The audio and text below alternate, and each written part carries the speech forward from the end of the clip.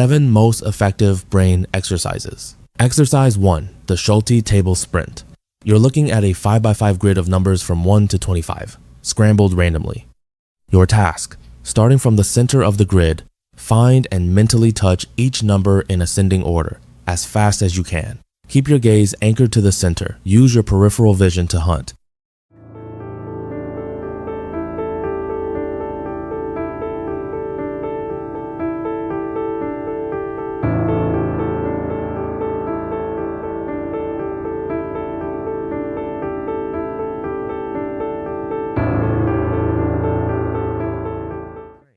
Here's what's happening inside your brain as you do this.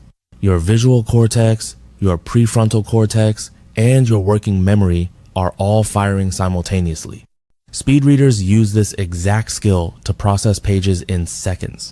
Search Schulte Table on your phone right now, 5 minutes a day, and within 2 weeks, you'll notice your reading speed and information processing accelerate significantly. Exercise 2, the Stroop Color Challenge. Simple rule. Say the color of the text, not the word. If the word red is written in blue ink, you say blue. Sounds easy. Try it on screen right now.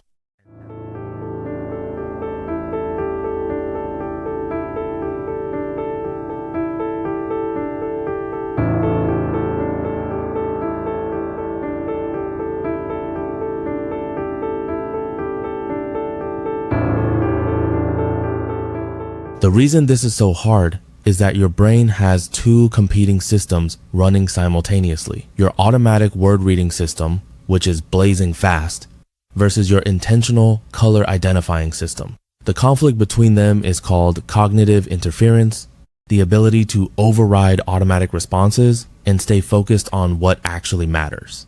3 minutes daily. Exercise 3, the blindfold task.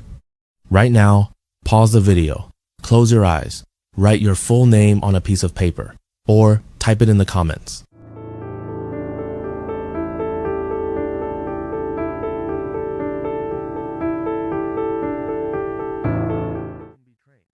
Done?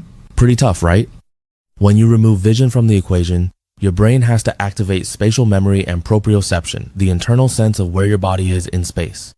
Doing small tasks, blind drawing shapes, navigating familiar spaces, typing without looking directly strengthens spatial recall. And spatial recall is one of the strongest predictors of how well you remember information in general. Exercise 4, bilateral hand coordination. Make a fist with your right hand and a flat, open palm with your left. Now switch simultaneously. Right hand opens, left hand closes. Keep switching, faster and faster. What you're doing here is forcing your left and right brain hemispheres to communicate and coordinate in real time. This strengthens the corpus callosum, the neural bridge between your 2 hemispheres. Try 10 repetitions twice a day. After a week, increase speed. Exercise 5, non-dominant hand training. If you're right-handed, start brushing your teeth with your left hand. If you're left-handed, flip it. Do it for 1 week. This feels frustrating. That's the point. That frustration is the sensation of new neural pathways forming. Every time you use your non-dominant hand for a familiar task, you're recruiting cortical regions that rarely get activated in daily life, literally building new roads inside your brain. As a micro challenge right now, like this video using your non-dominant hand. Exercise 6, strategic cognitive games. Not all games are created equal. There's a massive difference between games that create passive entertainment and games that demand active cognition. Chess trains forward planning, consequence thinking, and pattern recognition. Sudoku strengthens working memory and logical elimination. Word association, games improve verbal fluency and lateral thinking. The key distinction, the game should require you to think, not just react. If you're on autopilot, you're being entertained. If you're leaning forward with genuine uncertainty about what to do next, you're training. Exercise 7, strategic technology detox. The final exercise is the hardest one and the most important.